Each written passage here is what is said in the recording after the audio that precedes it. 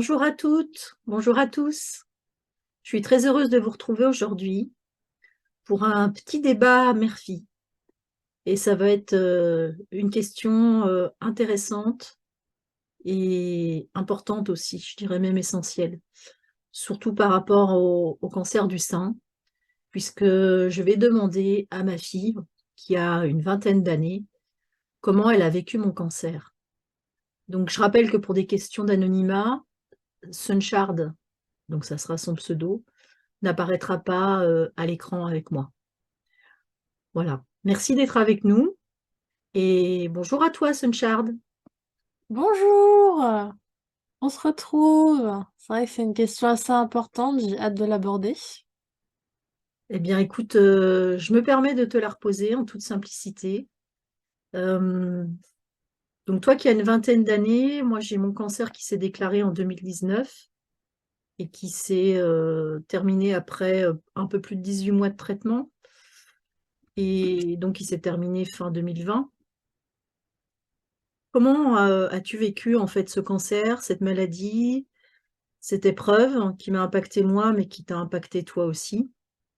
Euh, Comment as-tu vécu tout ce temps, sachant qu'au départ, je ne te l'avais pas dit parce que tu étais en train de passer ton baccalauréat, donc dans les premiers temps, je te l'avais caché.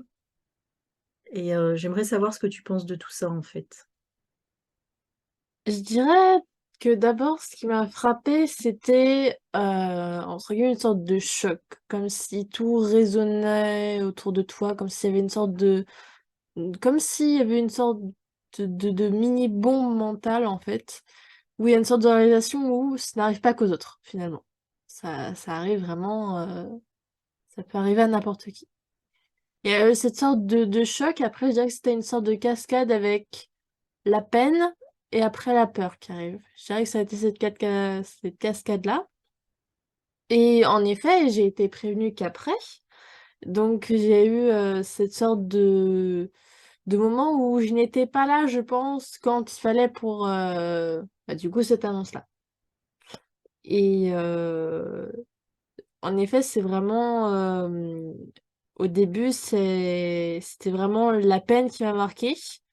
La peine de ce qui se passe, de ce cancer qui arrive dans notre vie. Et après, surtout la peur, je pense, qui a duré le plus longtemps. Ce sentiment de te perdre, toi, car tes chances de survie étaient maigres. C'est cette peur de perdre ta mère, de qu'est-ce qui va se passer après, et surtout sur le moment de est-ce que je vais perdre ma mère? Est-ce qu'elle va s'en sortir? C'est cette question qui pend en l'air, une sorte de clé de Damoclès, et tu ne sais pas ce qui va se passer, c'est une sorte de suspense insoutenable en fait. Et j'ai vécu ça en me disant d'abord en tournant en boucle toute cette question, et après je suis tombée sur un livre qui était rangé dans ta chambre à ton insu, et j'ai lu deux, trois pages par rapport aux accompagnants. Et c'est là où je me suis rendu compte qu'il faut que j'arrête de penser à moi et que c'est avant tout toi qui souffres le plus d'entre nous deux, et que c'était à moi de te soutenir euh, le plus souvent possible de n'importe quelle manière, mais qu'il fallait que je te soutienne toi, qu'il fallait que je sois là pour toi. Parce que c'est toi qui souffrais le plus, parce que tu avais cette peur-là, mais c'est toi qui vivais encore plus intensément ce moment. Et donc, je me suis rendu compte que il Mais fallait que est-ce je que te c'était soutienne. pas une trop grande responsabilité parce qu'à l'époque, tu avais 18 ans, à peine. Et du coup, est-ce que c'était pas une responsabilité un peu écrasante? Est-ce que c'est pas un rôle finalement que tu t'es donné et qui t'a pesé? Je dirais que non, parce que t'as des membres de la famille ont aidé à, entre guillemets, à partager cette responsabilité qui finalement ne reposait pas uniquement sur mes épaules. D'autres personnes partageaient cette responsabilité. Je disais que c'était une sorte de soutien vraiment très collectif, avec ma manière à moi de te soutenir et leurs Ouais. autres manières qui faisaient que ça compensait un peu le tout. c'était pas une sorte de responsabilité écrasante uniquement sur mes pauvres petites épaules. Non, il y avait vraiment, C'était un partage, quoi. exactement, c'était un partage de peine, de la solidarité. C'est tout un mélange d'émotions, un tourbillon d'émotions qui faisait que euh, même si, euh, même si c'était dur, on te soutenait tous et on faisait de notre mieux à notre manière. Et c'est vrai que c'est en lisant ce livre où je me suis dit, il faut que je te soutienne. Alors, pas uniquement moi, et tu avais aussi ta propre force unique, ta force qui t'était propre à toi, vraiment ton courage. Et il y avait le fait que je voulais être là à ma manière, donc à travers mon écriture, que je te faisais partager. Et c'était une manière à moi avec mes propres mots, mes maigres mots utilisés, réutilisés, mais qui sont sincères, que je me suis dit que c'était un de mes points forts et j'étais sûre que ça allait peut-être t'aider. C'est vrai qu'on a commencé à ce moment-là à partager un journal, je m'en souviens, où en fait on se notait des petits mots et puis la pudeur aussi fait parfois, même si on échange beaucoup, qu'il y a des choses qu'on réussit mieux à se dire par écrit qu'à l'oral finalement. Et ça a été un bon exutoire, je pense, ce journal, en tout cas ses écrits et ce que tu me partageais à travers tes écrits, c'était effectivement bah, très profond en fait. Bah, en effet, l'écriture a toujours été mon exutoire à moi, mais là, c'était un exutoire que je te faisais partager pour que tu vois ce que je ressente, pour que tu comprennes ce que moi je vois à travers tes yeux à toi, que ce que je comprends et ce que j'ai l'air de comprendre de ce que tu ressens, et inversement pour que on se mette un peu L'une à la place de l'autre en fait. exactement l'une à la C'est ça place de qui est l'autre. important et de garder peut-être en ligne de mire si on peut donner un conseil toutes les deux par rapport à ça, au vécu de la maladie. C'est surtout déjà ne pas rompre le dialogue, effectivement, quelles que soient les Il émotions faut le qui vous garder, il traversent. faut le garder. Voilà, il faut le conserver et puis il faut dire justement. Il faut dire ou écrire. Ça peut être une bonne solution, effectivement, l'écriture aussi. Euh, voilà, il faut surtout se libérer des émotions et du poids et de la pression et des peurs et des doutes qu'on peut ressentir en fait par moment. Je me rappelle que c'était souvent un soir où je notais ces mots, ces phrases, soit ces grands textes ou soit ces petits paragraphes, mais qui contenaient vraiment, qui contenaient toute ma peine, toutes mes peurs, mais aussi toutes mes petites joies, où j'essayais de mettre un peu plus de légèreté aussi, en même temps mettre des émotions qui étaient fortes et qui me pesaient, et qui permettaient de vraiment relâcher cette pression. Et je me rappelle, par exemple, je prends un exemple quelconque, mais par exemple, la première fois qu'on était allé voir pour des perruques, pour aller venir t'en chercher et qu'on essayait, enfin, que tu essayais tout ça et que j'en avais parlé, que j'en avais écrit. Et c'est plein de petits moments comme ça très importants à tes yeux que moi je voyais en tant que spectatrice et que je couchais ces mots, ces instants-là comme ça à travers mes yeux à moi et que j'essayais de te faire partager ces descriptions, ces sentiments et comme si c'était maintenant à moitié une sorte de combat à deux en fait, où au lieu que ce soit uniquement qui combat ce cancer, je te faisais un peu voir mon point de vue à moi. Et en effet, c'est vrai, c'était vraiment un exutoire qui permettait aussi, lorsque on n'ose pas dire, lorsque on est du genre à se recroqueviller sur soi-même, à ne pas vouloir dire par fierté. C'est vrai que écrire dans un carnet, c'est une manière de le dire sans être face à face, en étant à moitié caché. C'était une sorte de, c'était une sorte de manière de dire tout ce que je ressens mais sans te le dire dans les yeux, sinon je savais Bah, que j'allais t'écrouler pleurer, peut-être. Ouais. m'écrouler, voilà. Mm. Pour que tu ne gardes pas cette culpabilité de à cause de moi, ma fille pleure. Non, c'était je voulais que tu vois toutes mes émotions, tout le spectre, cette palette d'émotions que je sentais, mais sans non plus que ça te pèse. Bah, je sais que ton soutien m'a été très précieux et je me rappelle notamment d'un instant clé où qu'on a partagé vraiment, c'était un moment très important bah, pendant mes traitements. C'est le jour où on m'a rasé la tête et t'es venu avec moi. Et c'est toi qui m'as porté en fait ce jour-là. Parce que moi, j'étais vraiment pas bien.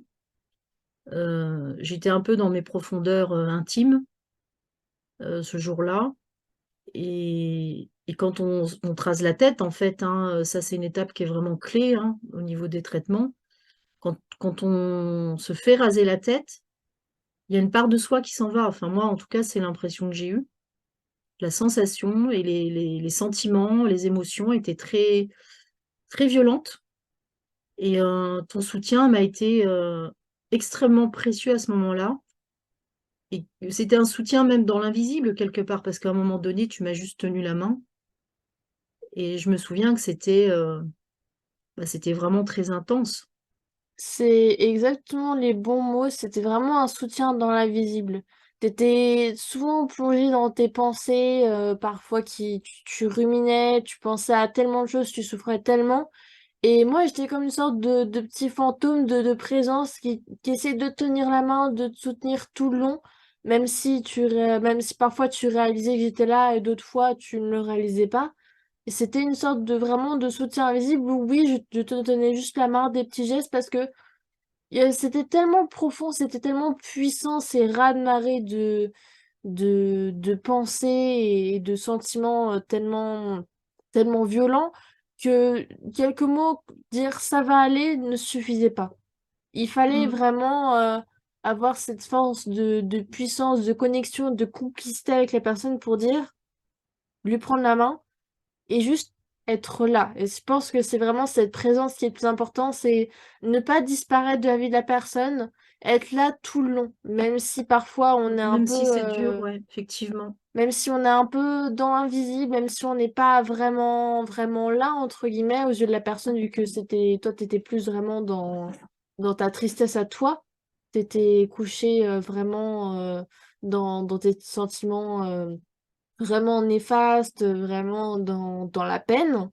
Et moi, j'étais plus une présence qui essayait de t'ajouter cette force, ce courage, cette légèreté d'apporter un peu, je pense, alors De joie aussi, hein. À de certains joie, c'est moments, ça. tu me faisais bien rigoler. C'est ça, c'était pour Voilà. ajouter de la légèreté, pour pas non plus que tu rumines, pour pas non plus Oui, puis plonger que dans un je ne fossé. sois que dans la souffrance, parce que bah, quand on est dans les traitements, c'est vrai qu'on souffre, il y a les douleurs physiques, il y a les douleurs morales, mais c'est important de pouvoir s'extraire de ça et d'apporter effectivement cette légèreté que bah, ta sœur et toi, vous m'avez apporté. Et sans vous, j'aurais pas vécu ce combat de la même façon, ça c'est sûr et certain. Bah, je me rappelais que souvent tu utilisais toujours les mots mourir dans tes notes, etc. Et j'avais peur que tu sombres dans une spirale où tu ne pensais que à ça, que à la mort.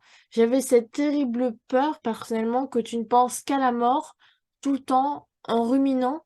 Et même si parfois c'était très dur, et même si parfois moi j'avais énormément de peine, je me disais, il faut que je t'allège entre guillemets un peu les pensées, que je te mette une sorte comme des sortes De pétiment, de paillettes. des confettis, oui, de joie, de mini bonheur en fait, exactement, où je me disais il fallait que je t'apporte ça parce que je ne voulais pas que tu tombes dans cette spirale infernale, presque de dépression qui allait venir. Je voulais que tu restes entre guillemets comme une sorte de bateau qui ne coule pas en fait, qui reste Qui à la reste solide, qui à la reste à la surface. surface, ouais, Oui, pour pas plonger exactement. effectivement au fin fond de la mer, même si à un moment donné, quand on a un cancer, il se pose nécessairement la question de la...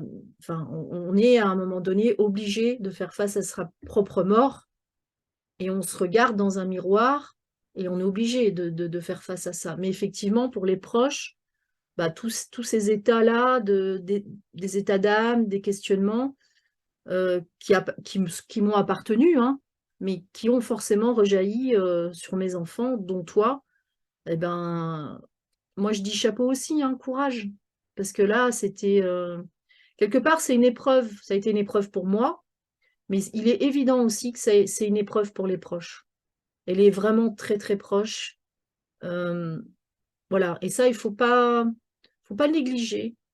Parce que même en tant que malade, on doit aussi faire attention. Là, t'as pas arrêté de me dire, voilà, faire attention, prendre soin.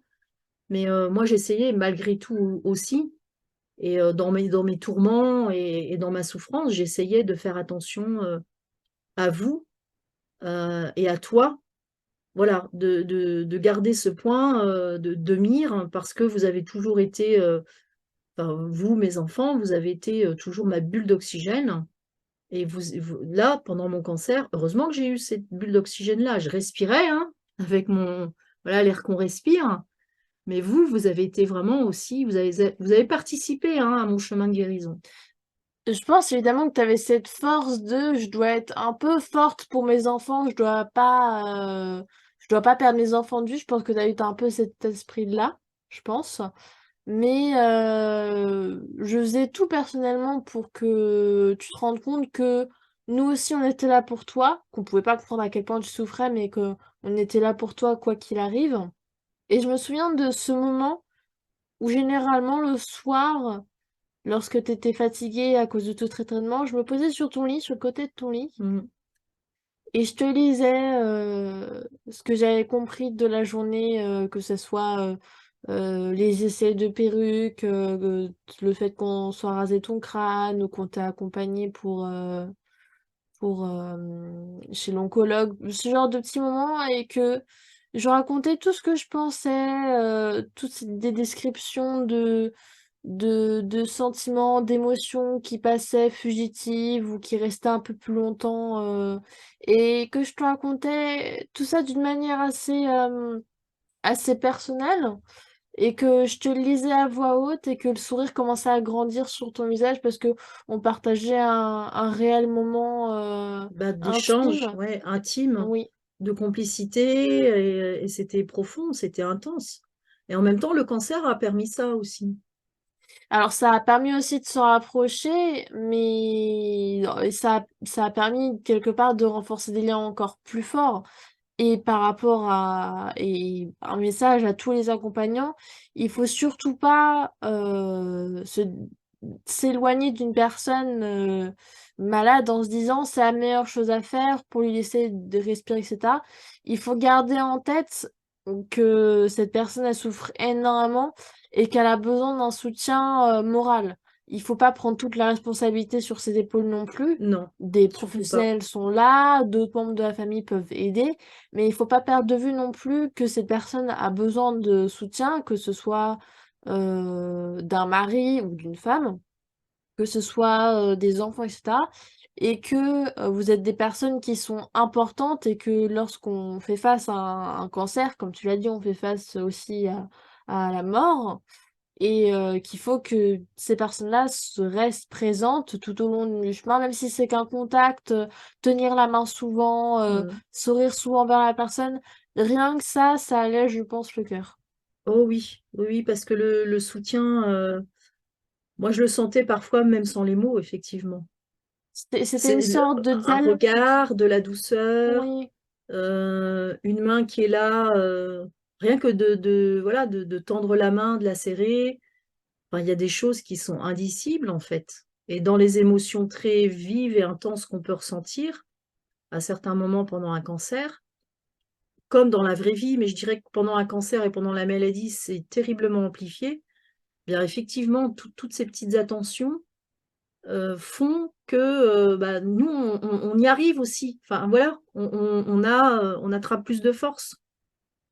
Je dirais que c'était comme une sorte de dialogue muet où on se disait tout à travers un regard. Oui. On se disait à quel point on s'aimait, à quel point on était là l'une pour l'autre, à quel point on voulait donner de la joie, à quel point on était en même temps triste. Et il y avait tout ça qui a été mélangé en un regard, et ça arrivait souvent. Il y avait ces Mm. petits échanges de regards, ces petits serrements de main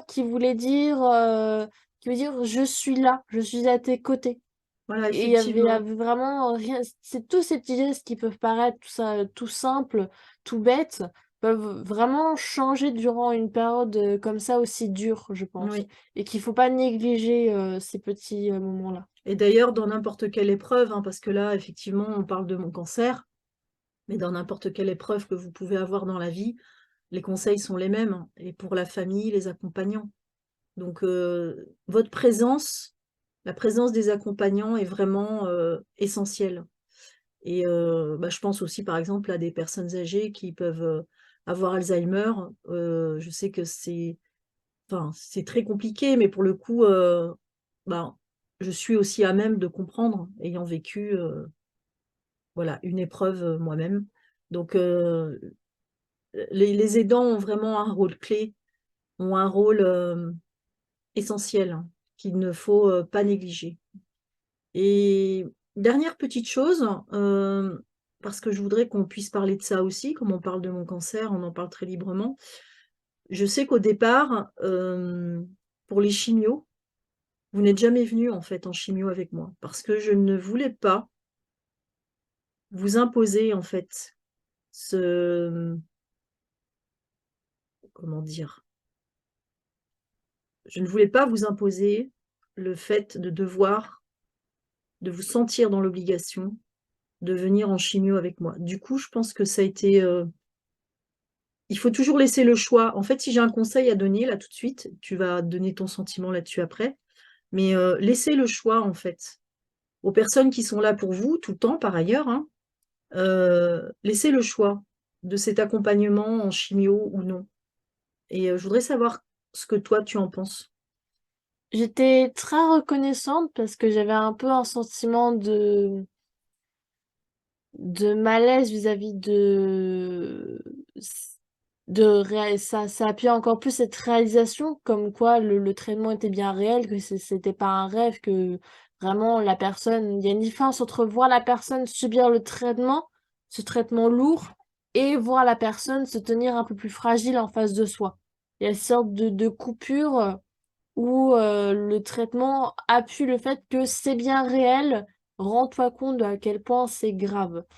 Et il y avait cette sorte de liberté où j'avais le choix entre me tenir un peu à l'écart de ce traitement qui, moi, personnellement, j'ai un peu peur, Te faisait peur? me Oui. faisait peur parce que j'ai une peur bleue des hôpitaux et une peur bleue des aiguilles. Donc, il y avait ce sentiment un peu de liberté où je ne participais pas aux chimio. Je n'étais pas là durant ces moments-là et je m'en excuse Ah, mais encore. tu n'as pas à t'en excuser, puisque de toute façon, c'est un Mais choix que je vous ai laissé je faisais et toujours que je ne regrette pas de vous avoir laissé. je faisais toujours en sorte, après que tu reviennes de ces chimios, d'être là quand même. Oui, Je faisais toujours je pense, ce soutien qui pile poil après, lorsque tu revenais à la maison, tu pour étais être toujours là. là, oui, tout à fait. Et C'est je pense que c'est important de laisser le choix, de ne pas imposer. Parce qu'effectivement, si j'avais imposé, la réalisation, là, pour le coup, elle aurait vraiment été dans la matière, hein, comme on dit, dans l'énergétique et dans l'énergie. Mais finalement, ça sert à quoi? À part à faire, encore plus peur à la personne ou, la déstabiliser encore plus, la faire souffrir elle-même. Enfin voilà, En effet, je suis d'accord. Je pense que imposer ça à une personne, alors après, je n'ai jamais souffert d'un cancer, donc je peux comprendre qu'on veuille qu'une personne nous accompagne absolument. mmh, Je comprends très bien. En même temps, je pense que réellement imposer à la personne peut lui faire prendre encore un mur encore plus grand qu'il ne l'est déjà lorsqu'on lui annonce que une personne de sa famille a un cancer. C'est ça un mur encore plus fort, encore plus grand, encore qui peut faire souffrir, comme tu as dit, qui peut faire très mal, où la personne se sentirait en... encore plus en désarroi, encore plus en peine, je pense. mmh, Ça pourrait être empiré et ça pourrait aussi, je pense, alors après, ça j'en sais rien, mais je pense que ça pourrait créer une sorte de distance. Le fait de forcer la personne à venir, je pense que ça oui, pourrait créer une sorte de distance entre les deux personnes écarteler un peu cette complicité qui pourrait disparaître si on impose vraiment. Voilà. Donc toujours garder aussi voilà, à l'esprit cette liberté qui est absolument indispensable d'un côté comme de l'autre. Mais entre autres, voilà, au niveau des accompagnements dans le dur, j'ai envie de dire, voilà, ne pas imposer hein, quoi que ce soit, en fait, aux aidants.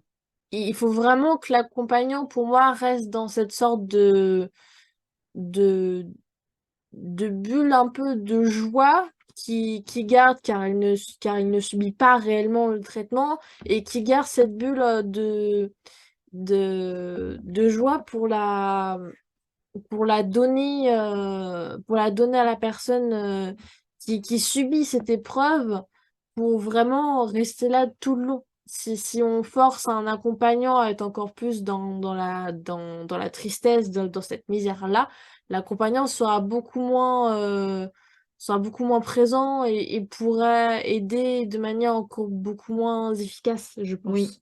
tout à fait. Il faut qu'il garde cette sorte de légèreté pour pouvoir aider encore mieux, je pense. Oui, puis chacun a sa façon de réagir. Moi, je sais que, par exemple, ta sœur, au départ, elle a été très en colère. Je pensais que sa colère, elle était contre moi. Et en fait, la psychologue à l'hôpital m'a dit non, c'est sa façon à elle de réagir. Et derrière la colère, il y avait aussi la peur de me perdre. Donc il faut décrypter aussi en fait tous ces petits signaux, voilà, et rester attentif d'un côté comme de l'autre. Et c'est pas parce qu'on est malade qu'on ne doit pas perdre cette attention-là aux autres et se victimiser aussi. Parce que ça, bon, on en reparlera et j'aurai vraiment l'occasion de vous en reparler souvent parce que c'est vraiment un point d'orgue pour moi. Mais ne pas se victimiser, faire attention à l'autre, prendre soin, ça va aussi, voilà, dans les deux sens. Alors effectivement, l'aidant est là pour accompagner, pour épauler, pour prendre soin, pour apporter de la joie, de la légèreté. Mais ça va, enfin voilà, ça peut aussi aller dans l'autre sens. Et ça aide aussi, enfin moi ça m'a aidé de garder la tête haute, de garder la tête hors de l'eau et de me dire, voilà, je me bats pas pour rien, je me bats pour moi avant tout, mais je me bats aussi pour ceux qui sont là pour moi. Voilà. Les dents, il est vraiment là pour tirer la personne hors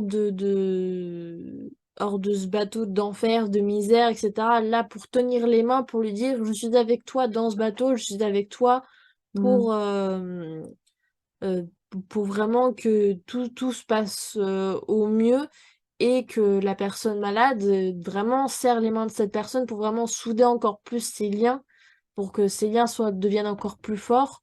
Et quelque part, je dirais que cette épreuve, elle est comme une sorte de baptême à moitié, comme une sorte de test pour voir à quel point les liens sont forts, je pense aussi.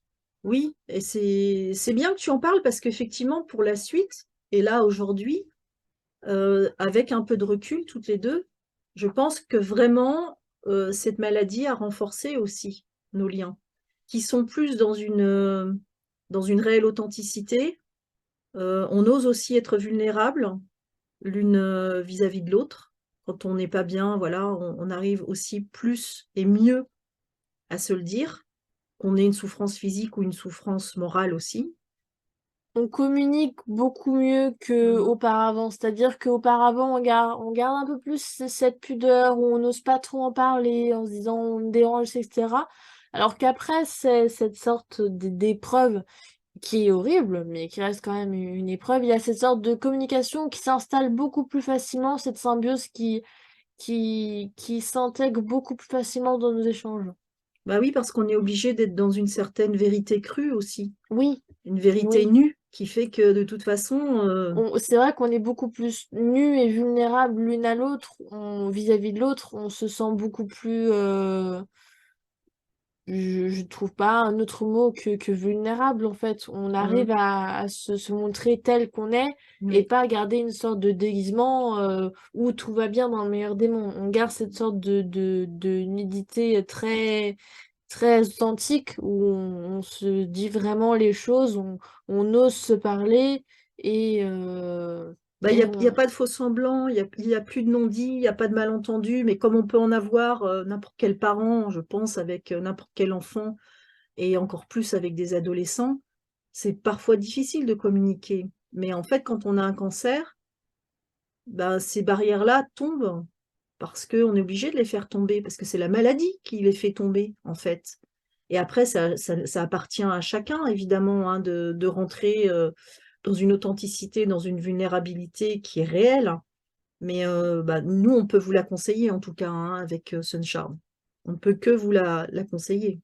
Je pense, oui, qu'il faut briser toutes ces barrières que la maladie fait éclater et que, en fonction des réactions qui peuvent être très diverses, il faut garder cette attention, cet amour-là qui peut parfois être enfoui et qu'on montre pas forcément à ces moments-là et qui au contraire et qui doit éclater dans ces moments-là Oui.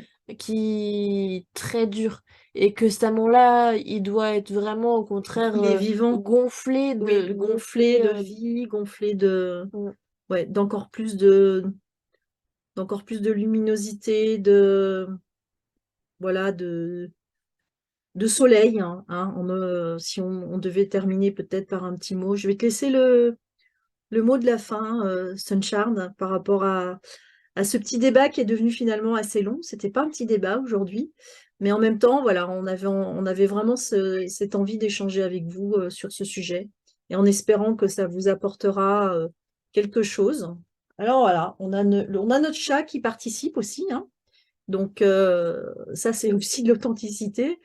Euh, et puis n'hésitez pas à nous dire dans les commentaires, voilà, ce que vous avez pensé de ce petit débat, quelles sont vos réactions.